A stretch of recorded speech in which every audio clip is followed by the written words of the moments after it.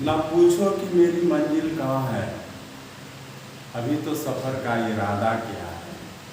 ना पूछो कि मेरी मंजिल कहाँ है, अभी तो सफ़र का इरादा क्या है। ना हारूंगा हौसला उम्र भर, ये मैंने किसी और से नहीं खुद से वादा किया। तो दोस्तों, मैं हूँ अभय आनंद और हम डिस्कस करने जा रहे हैं एस एस सिन्हा का एक्सरसाइज 4.1 का नेक्स्ट टॉपिक। तो दोस्तों, सबसे पहले हम थोड़ा सॉरी कहेंगे कि कल मैंने बाय मिस्टेक एक प्रॉब्लम गलत बता दिया था। तो हम सबसे पहले उस प्रॉब्लम के बारे में डिस्कस करेंगे। थोड़ा प्लस माइनस का मिस्टेक हो गया था कल, थोड़ी टेंशन थी हमें। तो चलिए हम सबसे पहले उस प्रॉब्लम के बारे में डिस्कस कर लेते हैं, फिर हम आगे बढ़ेंगे। तो कल का जो प्रॉब्लम था शायद आपका था cot इनवर्स cot 5x/4। अगर हम बात करेंगे cot inverse cot 5π/4, problem number 4 देखिएगा, 1 का 4th नंबर कि cot इनवर्स cot 5π/4। इसी तरह से ले मिस्टेक हो गया था, तो देख लेते हैं यहाँ पे। चूंकि cot इनवर्स का रेंज यहाँ कहाँ से कहाँ था, अगर हम रेंज की बात करेंगे तो रेंज था 0 से लेके पाई तक, 0 से लेके, लेकिन ये पाई से ज्यादा हो जा रहा है। ये यहाँ पे पाई से क्या हो रहा है, ज्यादा हो रहा है। तो आप इसको क्या करेंगे, तोड़ेंगे। तो cot इनवर्स cot, इसको तोड़ेंगे तो पाई प्लस π/4 ये होगा। और एक फॉर्मूला होता था जो कल हमने बाय मिस्टेक थोड़ा सा गलती कर दिया था कि cot pi plus theta equal to cot theta होता है।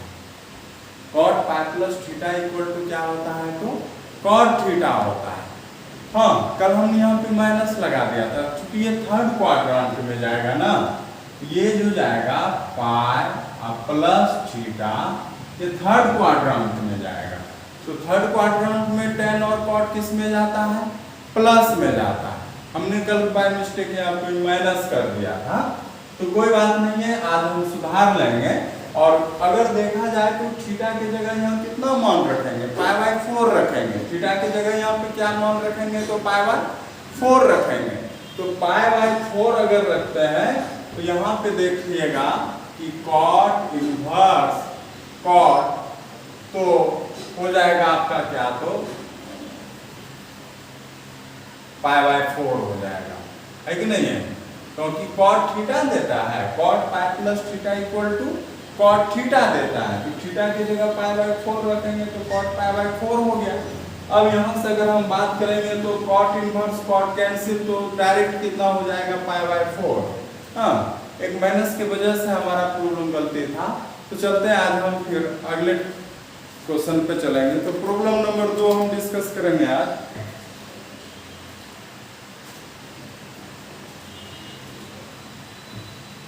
कहता है कि find the principal value, find the principal value, मुख्य हल निकालना।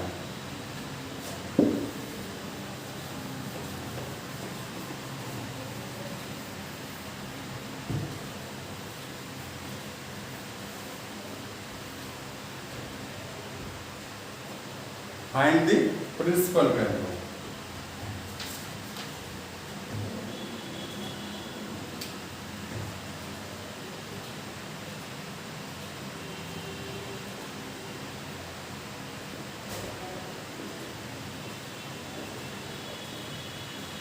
मुख्य हल निकालें।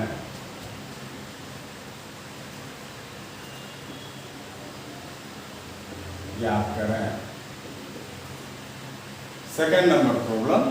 तो सेकेंड नंबर प्रॉब्लम का पहला है tan इनवर्स √3। तो यहाँ पे tan में √3 मान किसका होता है, tan इनवर्स tan π/3, और ये कट के हो जाएगा आपका क्या, तो π/3 आंसर हो जाएगा। क्योंकि tan में आपका जो √3 मान जाता है वो 60 डिग्री का जाता है, तो यहाँ पे π/3 आंसर हो जाएगा। सेकेंड नंबर है साइन इनवर्स -1/2। अगर देखा जाए तो साइन इनवर्स -1/2 माइनस वाला फॉर्मूला लगेगा, इससे रिलेटेड एक आप जानते होंगे कि sine inverse -x equal to minus sine inverse क्या होता है, x होता है। अगर हम बात करेंगे तो यहाँ से माइनस आगे आ जाएगा, साइन इनवर्स 1/2, और साइन में आपको पता है कि साइन π/6 का मान क्या होगा, 1/2 जाएगा, और यहाँ से आपका हो जाएगा ये दोनों कैंसिल, -π/6 बिलोंग्स टू -π/2 से लेके π/2। हाँ, इसका मतलब है कि ये आंसर क्या है तो आपका, और चूंकि इसका रेंज कहाँ से कहाँ जाता है, इसका रेंज जाता है आपका क्या तो -π/2 से लेके π/2, और यहाँ पे π/3 आंसर इसका सही, और यहाँ क्या हो जाएगा तो आपका -π/6 आंसर आ जाएगा। अगला बात करेंगे तो third number tan inverse -1। Second number problem है ये, tan इनवर्स -1। यहाँ पे भी देखिए कि माइनस है, तो हो जाएगा आपका क्या तो tan inverse -x equal to minus tan inverse x, minus क्या हो जाएगा tan इनवर्स x हो जाएगा, ये माइनस आगे आ जाएगा, माइनस tan इनवर्स 1 हो जाएगा। अब tan इनवर्स है, यहाँ पे 1 मान 10 में सोचेंगे तो किसका होता है, π/4 का होता है, तो यहाँ से हो जाएगा माइनस tan इनवर्स 10 π/4, और यहाँ से ये कैंसिल हो जाएगा, माइनस π/4 आंसर आ जाएगा। यहाँ पे क्या हो जाएगा तो π/4 हो जाएगा। चलते दोस्तों अगले क्वेश्चन पे। तो अगला क्वेश्चन है cosec 2।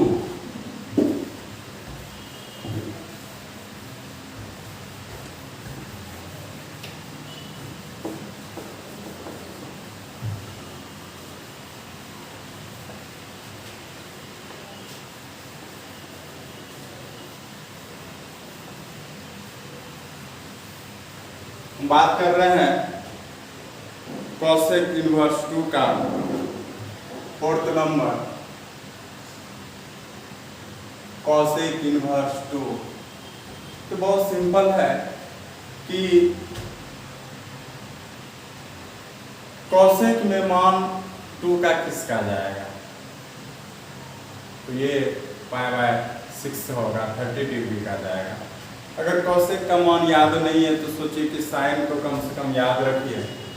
तो आप जानते हैं कि साइन π/6 इक्वल टू 1/2, इसको पलट दीजिएगा तो cosec π/6 इक्वल टू, और यहाँ पे कितना आ जाएगा, तो यहाँ पे हो गया क्या तो cosec इनवर्स और 2 के बदले में cosec π/6, ये दोनों cancel, π/6 answer. 5 number cos inverse minus half, cos inverse minus half, cos inverse minus half, इससे रिलेटेड क्या फॉर्मूला जानते हैं आप, cos inverse minus x equal to होता है cos inverse minus x equal to होता है pi minus cos inverse x। आपको फॉर्मूला बताया गया हाँ कि cos inverse minus x equal to होता है पाई माइनस cos इनवर्स क्या तो x।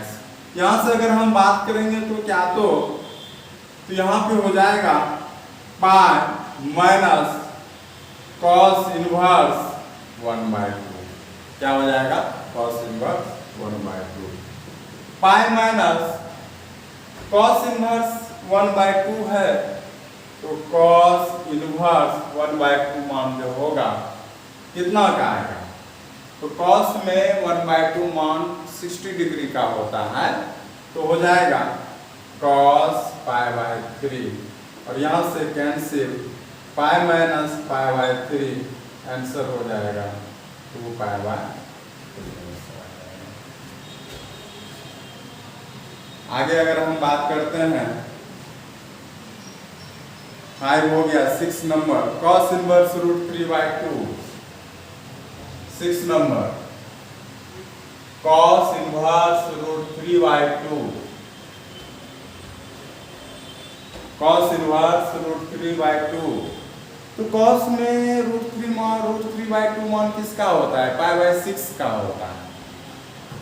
कॉस इनवर्स कॉस π/6 और ये कट के क्या हो जाएगा आपका π/6। 7th नंबर कॉस इनवर्स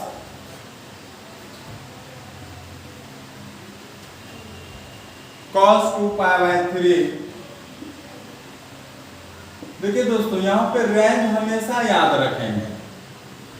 हाँ, ये चेक करेंगे कि क्या जो आपका फाइनल आंसर है उस फंक्शन इनवर्स ट्रिग्नोमेट्री फंक्शन के रेंज में आ रहा है या नहीं आ रहा है, क्योंकि प्रिंसिपल वैल्यू वही होगा जो उस इनवर्स ट्रिग्नोमेट्रिक फंक्शन के रेंज में आएगा। अदरवाइज आपका आंसर क्या हो सकता है? गलत हो सकता है। तो सबसे पहले इस बात का ध्यान रहे। अच्छा देखिएगा, हम आपको यहाँ पे थोड़ा सा याद दिलाते हैं। देखिएगा यहाँ पे कि रेंज में आ रहा है आपका, नहीं आ रहा है। तो चलिए सबसे पहले आपका यहाँ पे देख लेते हैं कॉसेक का। तो कॉसेक इनवर्स का रेंज जाता था -π/2 से लेके π/2, लेकिन उसमें 0 इंक्लूड नहीं करते थे। अगर आपको रेंज और डोमेन जो हमने स्पेशल क्लास दिया था, अगर आप उसको चेक कीजिएगा कॉपी पलट के, तो आपको पता चल जाएगा। तो देख लीजिए यहाँ पे आंसर आ रहा है आपका।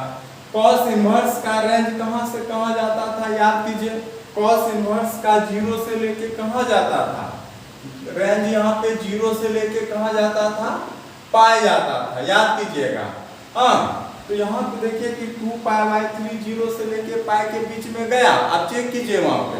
फिर चलिए अब कॉस इनवर्स का फिर रेंज देखिए, कॉस इनवर्स का 0 से पाई, तो यहाँ पे 30 डिग्री, तो ये भी करेक्ट आंसर है। फिर देखिए कॉस इनवर्स cos 2π/3 प्लस, ये थोड़ा इनकम्प्लीट सवाल अभी है, प्लस साइन इनवर्स साइन 2π/3, साइन इनवर्स साइन 2π/3, ये सवाल है। तो देखिए इसका रेंज तो 0 से लेके पाया जाता है। हाँ, कॉस इनवर्स का अगर हम बात करेंगे,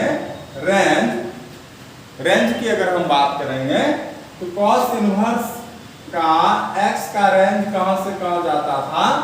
0 से पाई। और अगर हम बात करेंगे कि साइन इनवर्स x का रेंज कहां से कहां तक जाता था? याद कीजिए तो -π/2 से लेके π/2 तक जाता था ना। हाँ, तो देखिए यहाँ पे क्या देख रहे हैं कि ये जो एंगल है, ये एंगल 0 से 2π के बीच में आ रहा है। मतलब 0 से 180 के बीच में आ रहा है कि नहीं? रख के देखते हैं।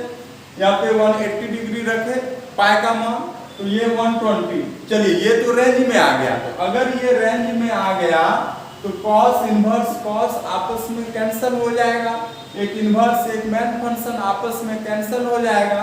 तो बचेगा क्या? तब 2π/3 2π/3।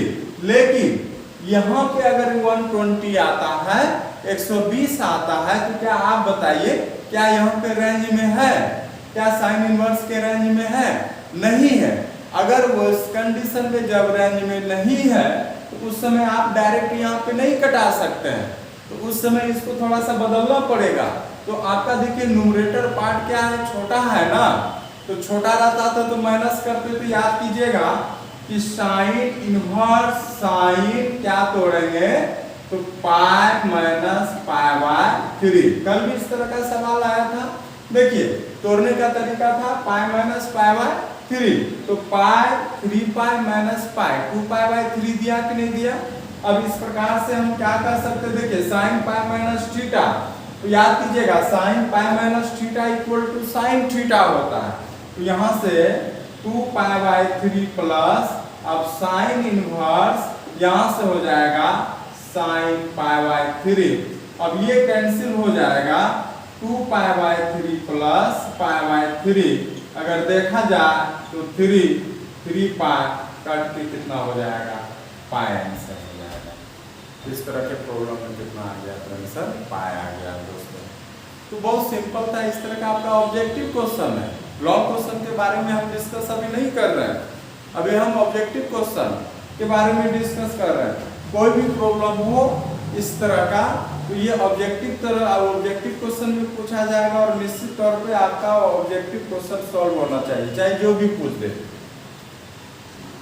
चलिए हम बात करते हैं अगले प्रॉब्लम पे।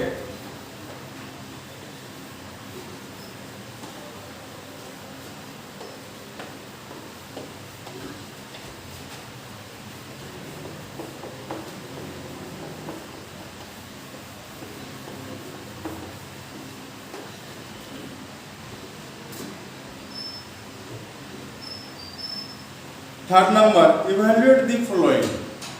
थर्ड नंबर है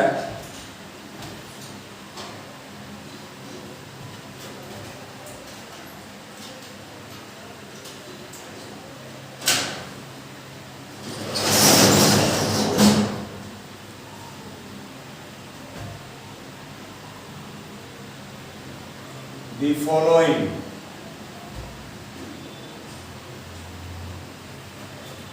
इवैल्यूएट द फॉलोइंग।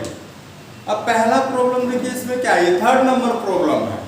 तो फर्स्ट का हमने सारा प्रॉब्लम डिस्कस किया, सेकंड का सारा प्रॉब्लम डिस्कस किया, अब थर्ड का देख लेते हैं। देखिए पहला है cos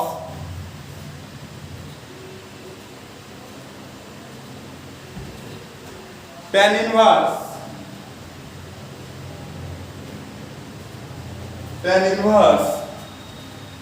3/4 cos tan इनवर्स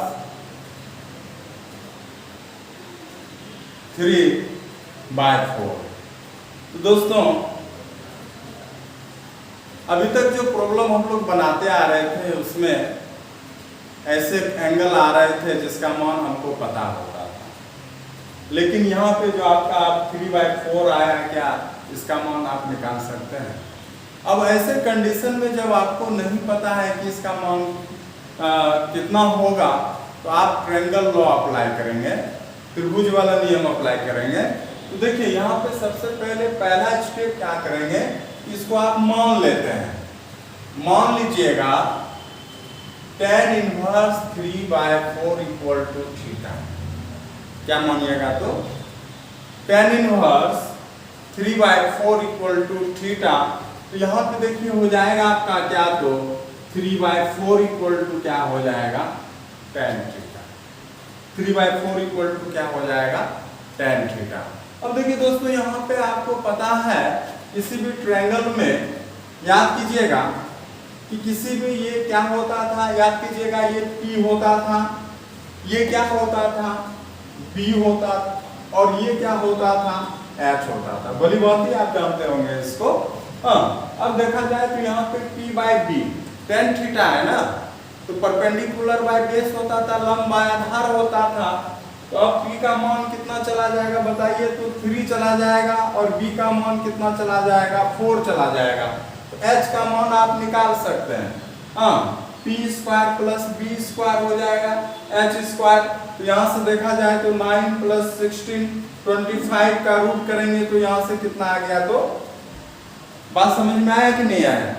चलिए अब हम सबसे पहले देखते हैं कि यहाँ पे फंक्शन क्या है, cos है ना, क्या है, तो cos है। हम cos के बारे में सोचेंगे यहाँ पे, तो बताइएगा कि cos थीटा इक्वल टू आप क्या लिख सकते हैं, तो cos theta equal to B/H होगा। cos थीटा इक्वल टू क्या हो जाएगा, B/H हो जाएगा। तो हो जाएगा B/H इक्वल टू बताइए b का मान 4 बाय कितना हो जाएगा, तो आप थीटा इक्वल टू क्या लिख सकते हैं, cos इनवर्स 4 बाय 5। और थीटा किसको माने हुए हैं आप, तो थीटा माने हुए हैं आप किसको, तो tan inverse 3 by 4 equal to cos inverse 4 by क्या 5 आएगा ना। तो कहने का मतलब है कि आपको अब ये समझ में आ गया कि tan इनवर्स 3 बाय 4 के बदले में आप लिख सकते हैं cos inverse 4 bye 5।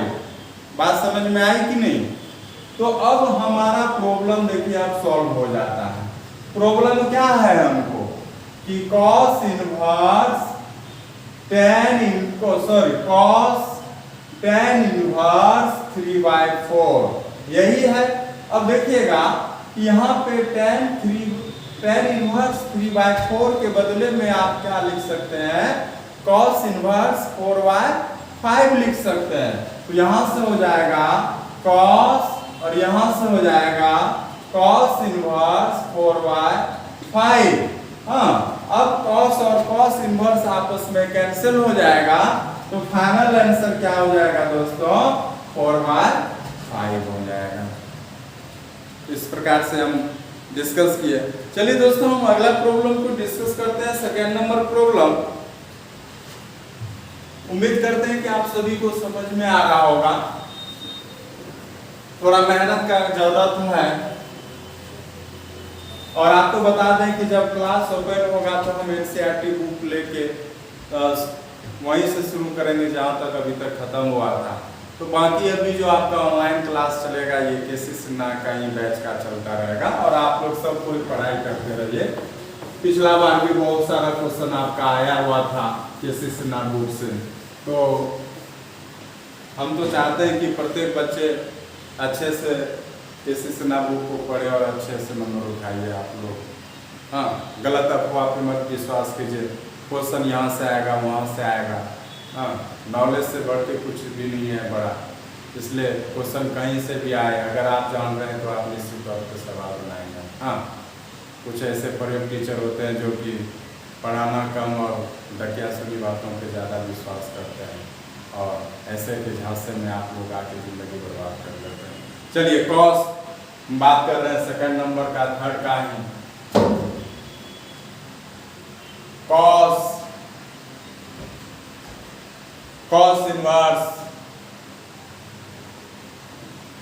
Inverse root 3 by 2 plus pi by 6 ये प्रॉब्लम है। cos इनवर्स, अच्छा बताइए कि cos इनवर्स है तो रूट 3 बाय 2 मान cos में किसका जाएगा, पाई बाय 6 का जाएगा। किसका जाएगा, तो पाई बाय 6 का जाएगा। cos inverse cos pi by 6 plus pi by 6 यहां से हो जाएगा cos pi by 6 plus pi by 6, यहां से आ जाएगा 6 पाई प्लस पाई 2 पाई और कट के हो जाएगा cos pi by 3 1 by 2 answer. cos 60 का मान कितना हो जाएगा, तो 1 बाय 2 हो जाएगा।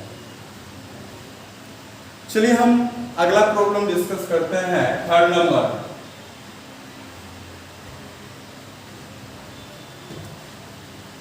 यह है दोस्तों आपका problem.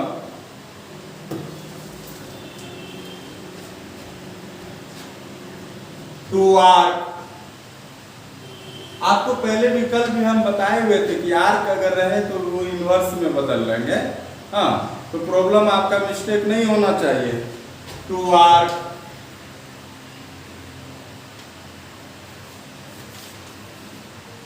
Sign 1 by 2 plus 3 arc tan inverse cos tan -1 plus 2 arc cos half. क्या हो जाएगा तो कॉस हाफ। प्रॉब्लम मिला लेते हैं।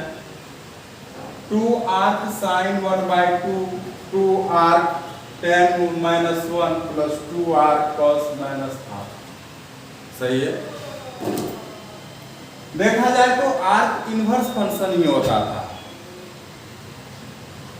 तो यहां पे हो जाएगा आपका 2 sine inverse 1/2 plus 3 tan inverse -1 plus 2 cos inverse -half.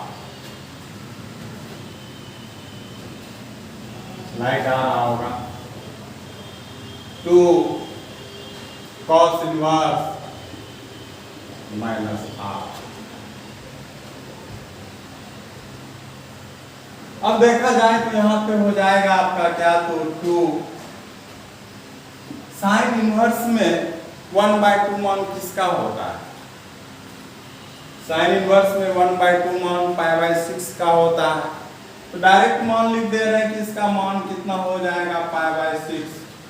हाँ, ये देखिए माइनस है तो tan inverse -x equal to क्या होता था? याद कीजिए, tan इनवर्स -1 इक्वल टू होता था माइनस tan इनवर्स x होता था। याद कीजिएगा फॉर्मूला।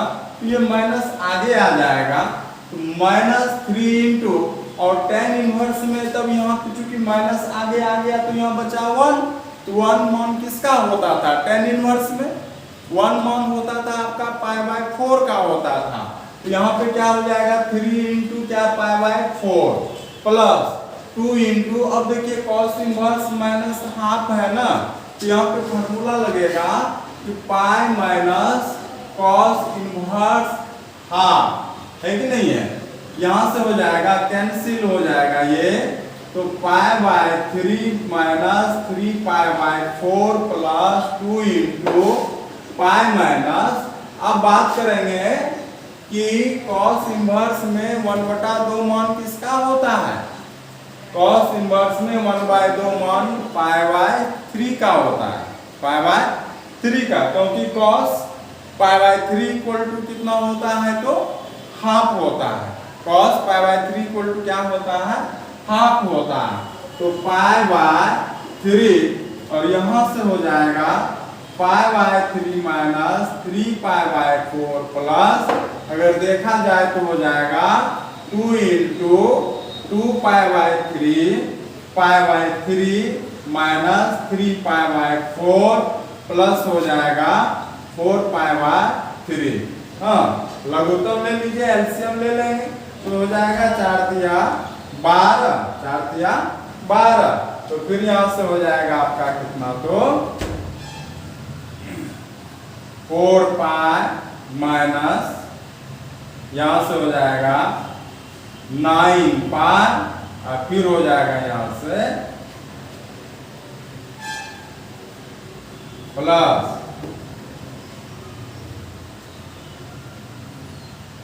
4 4 चौके 16 5, तो 16 4 20 माइनस 9 11π/12 आंसर। तो दोस्तों आज इतना ही रहने देते हैं। टाइप 1 का ऑब्जेक्टिव क्वेश्चन आपका सॉल्व हो गया और कुछ एक्स्ट्रा क्वेश्चन भी आपको हम करा देंगे, लेकिन अभी एक्सरसाइज सॉल्व करते हैं। आप लोग इसी तरह से वीडियो देखते रहिए। हाँ, हमें तो नहीं पता कि आप कितने बच्चे देख रहे हैं और कितने बच्चे नहीं देख रहे हैं, लेकिन आप लोग वीडियो कंटिन्यू देखा कीजिए दोस्तों। और आज इतना ही, आप लोग को बहुत बहुत धन्यवाद।